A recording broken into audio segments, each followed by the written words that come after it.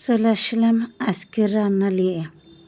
মুরগির গোশত রান্না করব, সব কিছু রেডি করলাম। আসসালামু আলাইকুম, সবাই কেমন আছেন? আমরা কিভাবে গ্রাম বাড়ি মুরগির গোশত রান্না করি, সাথেই থাকেন, ধৈর্য ধরে পুরো ভিডিও দেখবেন। আলু দিয়ে রান্না করব। আলুটা আগে ভেজে নিলাম, এখন ভাজা হয়ে গেল, আলুটা উঠাই নিলাম। এখন পিস কাঁচামরিচ দিয়ে দিলাম কড়াইয়ের ভিতর। এখন তেল দিয়ে এটা হালকাভাবে ভাজা হবে, তারপরে মুরগির গোশতটা ঢালিয়ে দেব।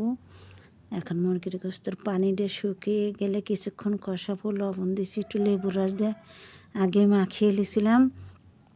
যাই হোক, আপনাদের সেটা আর দেখানো হয় নাই।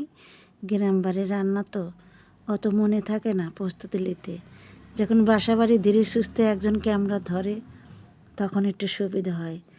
যাই হোক, সবাই কিন্তু সব পারে না ক্যামেরা, গ্রাম বাড়ির ছোটো বাচ্চা দিয়ে একটু ক্যামেরা ধরাছি।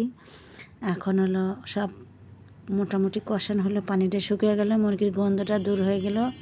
এখন সব রকম ময় মশলা দিয়ে দিচ্ছি, আদা বাটা, রসুন বাটা, মরিচের গুঁড়া, মশলার গুঁড়া সব দিয়ে এখন কষানি হবে।